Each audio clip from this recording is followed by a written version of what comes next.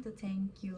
Now, I'm going to be explain out your material, business specialty study. But before come to the video presentation, let me introduce myself. My name is Ashifananda Fadila. I'm student at University Technocrat Indonesia with NPM number 234111031 from class management 23C. Well, I think that's enough about the introduction session.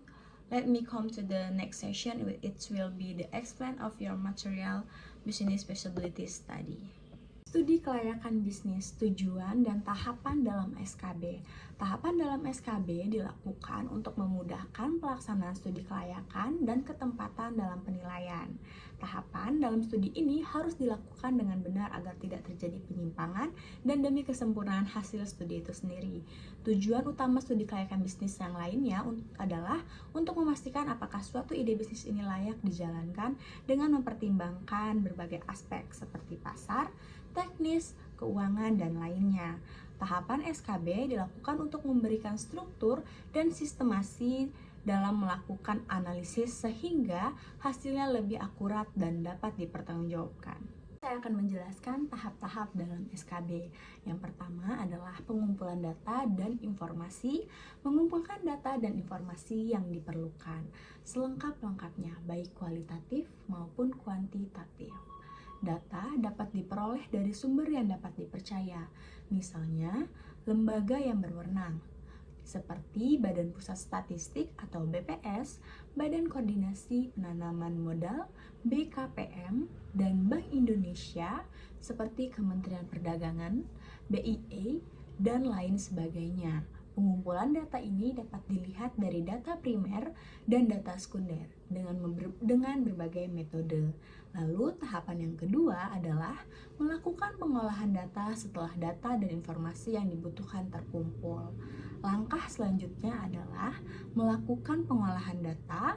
Pengolahan perlu dilakukan secara benar dan akurat dengan metode dan pengukuran yang lazim digunakan dalam dunia bisnis, lebih teliti dalam mengelola dan mengecek ulang terutama pada perhitungan.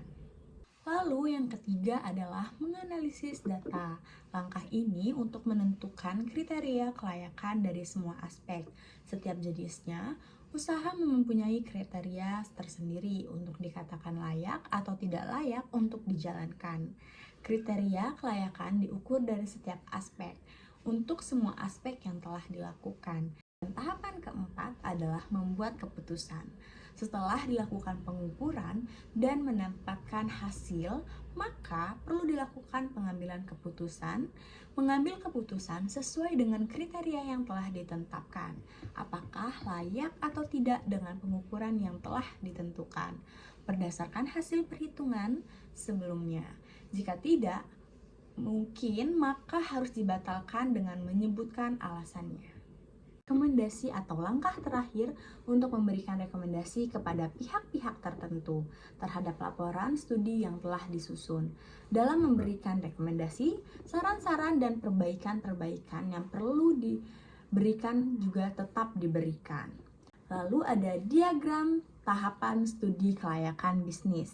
Yang pertama adalah pengumpulan data, pengolahan data, analisis data, lalu pengambilan keputusan untuk menentukan layak atau tidaknya sebuah bisnis dijalankan. Jika layak tetap dijalankan dan jika tidak layak dibatalkan.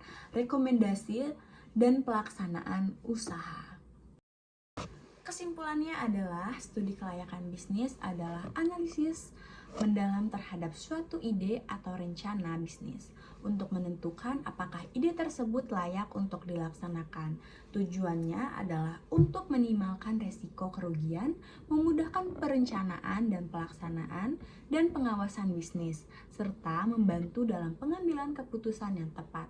Kesimpulan utama dari materi studi kelayakan bisnis adalah pentingnya analisis komprehensif. Studi kelayakan melibatkan analisis dari berbagai aspek seperti pasar dan pemasaran, teknis dan operasional, manajemen, dan sumber daya manusia, serta keuangan dan ekonomi, sosial, serta hukum dan lingkungan.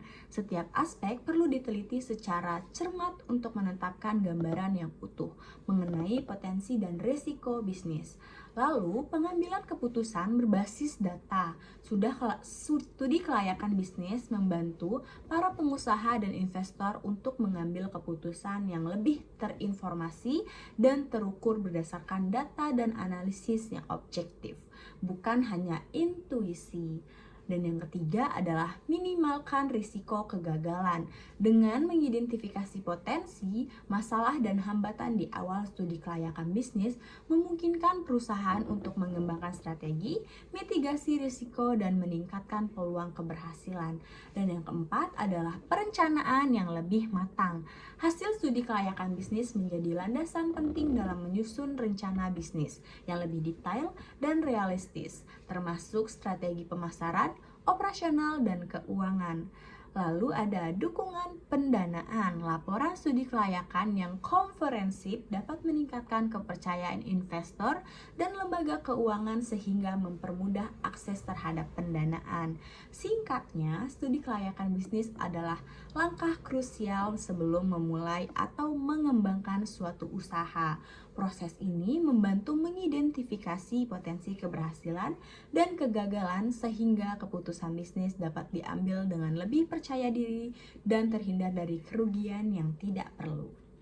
Well guys, that's all for today video. Thank you so much for watching. If you enjoy this content, don't forget to like, comment, and subscribe to the channel. Also hit the notification bell so you don't miss anyways new uploads. Let me know your thoughts in the comments below. I'd love to hear from you. See you in the next video. Take care and stay awesome. Good job. Selesai.